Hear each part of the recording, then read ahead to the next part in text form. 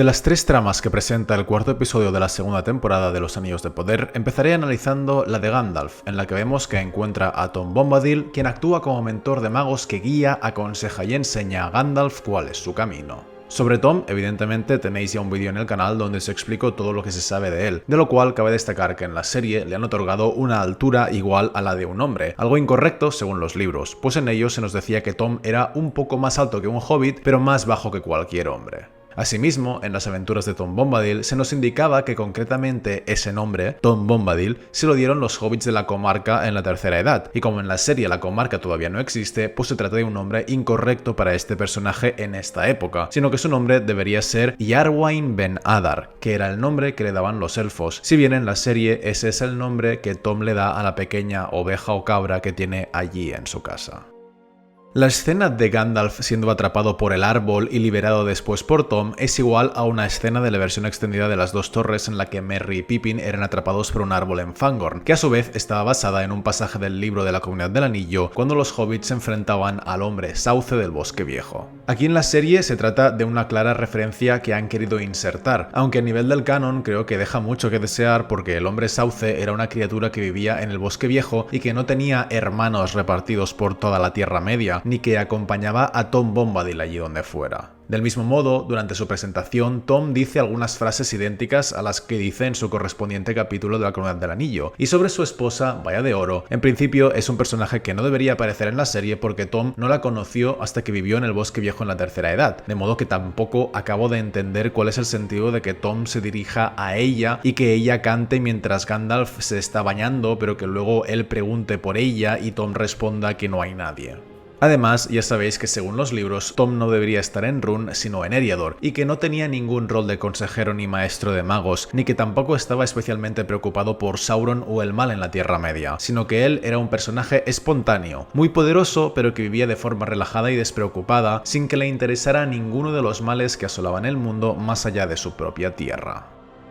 Más adelante, Tom nos indica que el mago oscuro es un Istar como Gandalf y que su propósito es unirse a Sauron. En el análisis del segundo episodio ya os expliqué que no creo que este mago sea Saruman, y durante los días que han transcurrido desde entonces, varias personas me han preguntado si puede ser el Rey Brujo o Camul el Oriental Negro. Si no fuera un Istar, sino un humano normal, sí que sería posible que fuera uno de ellos, porque como llevo diciendo desde 2020, desde que supimos que esta serie ambientaría la Segunda Edad, es posible que nos cuenten el origen de los 9 Nazgûl, algo para lo que tendrían mucha libertad dado que en los libros existe muy poca información sobre sus 9 identidades. Durante la emisión de la primera temporada dije que tanto Theo como Kemen y Eärien me parecían candidatos potenciales a convertirse en Nazgûl en el futuro, algo que a día de hoy sigo manteniendo porque los tres son personajes inventados que tienen una faceta malvada. Este mago oscuro, igual que todas sus brujas, es un personaje también inventado, y al ser un hechicero aparentemente mucho más terrible y poderoso que cualquiera de los otros candidatos, pues sí, podría acabar convirtiéndose en el señor de los Nazgûl.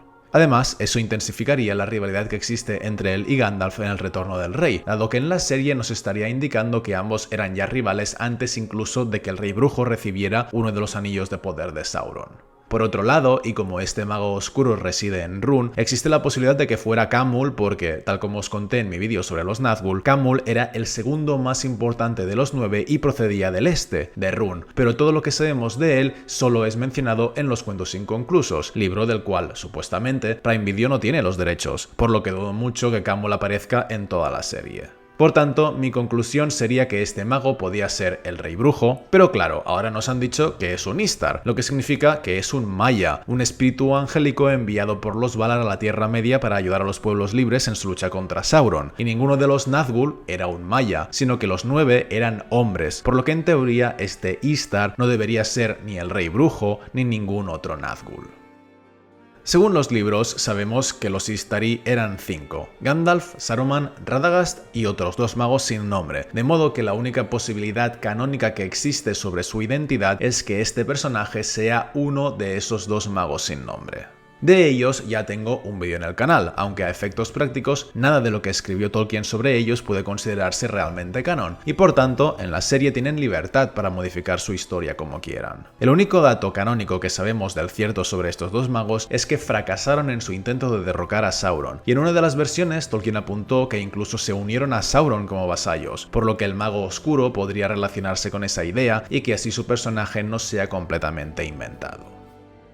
La identidad de Gandalf aún no se ha confirmado en la serie, aunque yo siempre digo que es él esencialmente por dos razones. La primera porque en el último diálogo que tuvo al final de la primera temporada le dijo a Nori una frase idéntica a una que dijo Gandalf a Merry en la Comunidad del Anillo, y la segunda porque como ha hecho amistad con los hobbits y sabemos que en la Tierra Media Gandalf era el ser que más aprecio sentía por los hobbits, pues narrativamente tendría sentido que en la serie argumenten que Gandalf amaba a los hobbits porque ellos le habían ayudado cuando él llegó a la Tierra Media, aunque eso sea algo totalmente inventado, pues según los libros Gandalf no llegó a la Tierra Media en meteorito sino en barco, no llegó a finales de la Segunda Edad sino a mediados de la Tercera, y no persiguió nunca las estrellas en busca de respuestas, dado que llegó con toda su memoria intacta, plenamente consciente de quién era y de lo que debía hacer.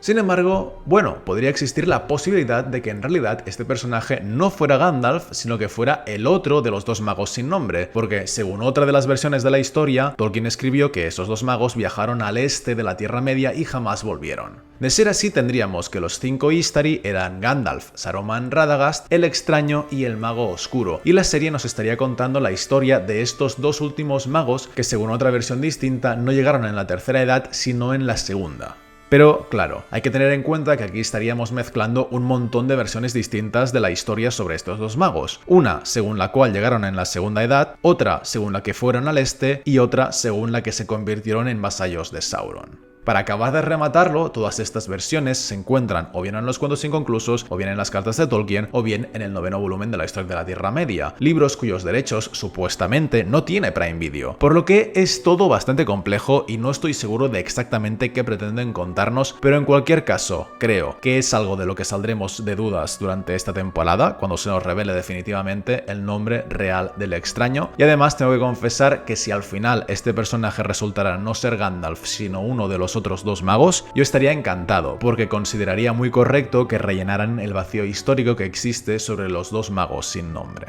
Aún así, cabe añadir que en inglés la jefe de los fuertes se ha referido a él en un momento dado como Grandelf, por lo que no sé si a partir de ahí se argumentará más adelante que su nombre se desarrolla a Gandalf, algo que espero que no ocurra, pero bueno, a saber. Con respecto a la historia de los pelosos, los fuertes y el origen que dan a la división de su raza, no tengo nada que decir salvo que es todo inventado. En los libros sí que existen 3 subgrupos de hobbits, que son los pelosos, los fuertes y los albos, pero su primera aparición en los anales de la historia no fue hasta mediados de la Tercera Edad, cuando todos ellos vivían juntos en los valles del río Anduin, muy lejos tanto de donde estaban los pelosos en la temporada anterior como de donde están los fuertes en esta temporada, momento en el que iniciaron su migración conjunta hacia el oeste hasta llegar a la comarca, pero no porque buscaran una tierra mejor, sino porque vivir al lado del Bosque Negro se había vuelto peligroso ahora que Sauron empezaba a tomar forma allí y a ser conocido como el Nigromante.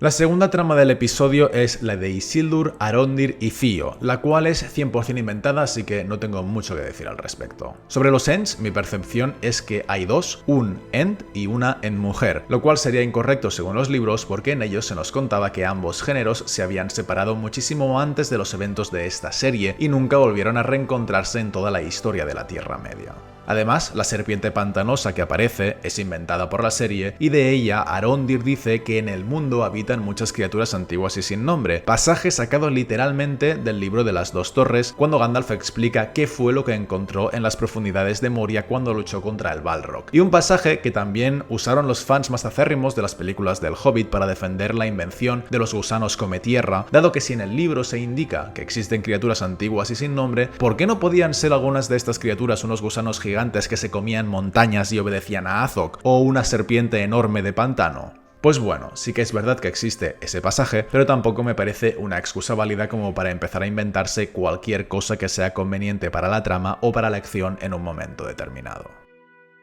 La tercera y última trama del episodio es la de Galadriel y Elrond, la cual también es totalmente inventada, aunque en ella vemos a los Tumularios, que sí que son criaturas canónicas que aparecen en la Comunidad del Anillo y de quien se nos da a entender que fueron ellos quienes mataron a los mensajeros de Gil-galad, porque fue Sauron quien rompió el puente y luego los despertó con el objetivo de que, si alguien viajaba de Lindon a Eregion, tuviera que pasar obligatoriamente por allí y así los Tumularios pudieran matarlos. Sin embargo, ¿cuándo se encargó Sauron de hacer todo eso? ¿Cuándo destruyó el puente y despertó a los Tumularios? Deduzco que no fue justo antes de llegar a Eregion, porque, como ya os conté, no tuvo tiempo de hacerlo, es imposible, dado que los mensajeros salieron de Lindon antes que él saliera de Mordor y Lindon estaba mucho más cerca de Eregion, de modo que deduzco que lo de romper el puente y despertar a los Tumularios, Sauron lo hizo cuando se fue de Eregion por primera vez, antes de ir a Mordor al final de la primera temporada. Pero, claro, en ese caso, cuando en el primer episodio de la segunda temporada Galadriel y Elrond viajaban de Eregion a Lindon, ¿por dónde pasaron? Si el puente ya estaba roto, ¿por qué se sorprenden ahora cuando lo ven roto? Si se sorprenden, significa que no estaba roto o que no pasaron por allí, pero si no pasaron por allí, significa que tuvieron que pasar por donde estaban los Tumularios. Pero entonces, ¿por qué los Tumularios no les atacaron en ese momento? Puesto que ahora vemos que tampoco tenían ni idea de su existencia allí.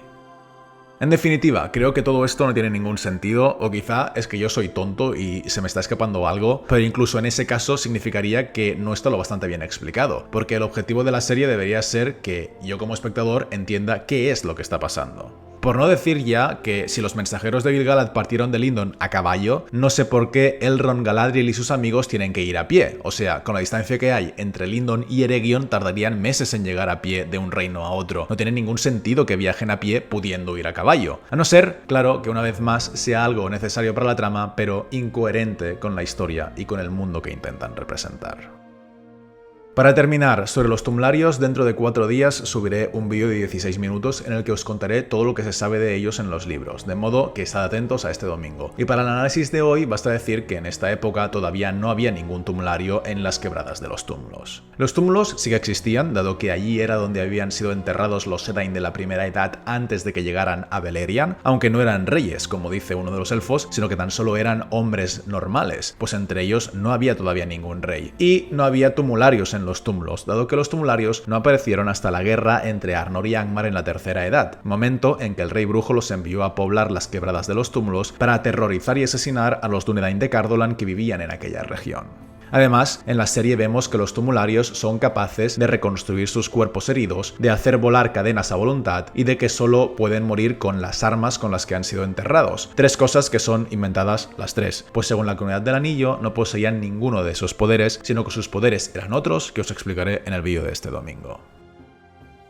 Con este cuarto episodio llegamos a la mitad de la temporada y desgraciadamente debo decir que de los 4 este ha sido el que está menos basado en los libros, dado que todo lo que ocurre es original de la serie y los personajes o criaturas canon que aparecen hacen cosas que no pertenecen a los libros, igual que pasaba en todos los episodios de la primera temporada. En mi opinión, este ha sido un episodio tremendamente oscuro, en el que apenas he sido capaz de discernir con claridad muchos de los planos que nos estaban mostrando. Entiendo que quieran poner escenas nocturnas de vez en cuando, pero la prioridad debería ser que haya bastante iluminación como para que el espectador pueda ver con claridad qué es lo que ocurre, y si no la hay, creo que habría sido mejor grabar las escenas durante el día. Para mí, la temporada ha ido de más a menos. El primer episodio fue el que más me gustó, en especial por la llegada de Círdan, pero el segundo me gustó menos, y estos 2 últimos se me han hecho muy aburridos. Creo que uno de los principales problemas de la serie, más allá de la fidelidad a los libros, es la numerosa cantidad de tramas dispersas que contiene, la mayoría de las cuales no tienen conexiones entre sí, lo que provoca que por momentos la serie se sienta sin ritmo y que como espectador prestes mucho más interés en unas tramas que en otras. En ese sentido, la primera temporada era igual que esta, y por eso en general creo que la segunda temporada no ha mejorado, porque aunque tiene un poco más en cuenta los libros, a nivel narrativo sigue sin estar a la altura de lo que se esperaba de una producción de este calibre.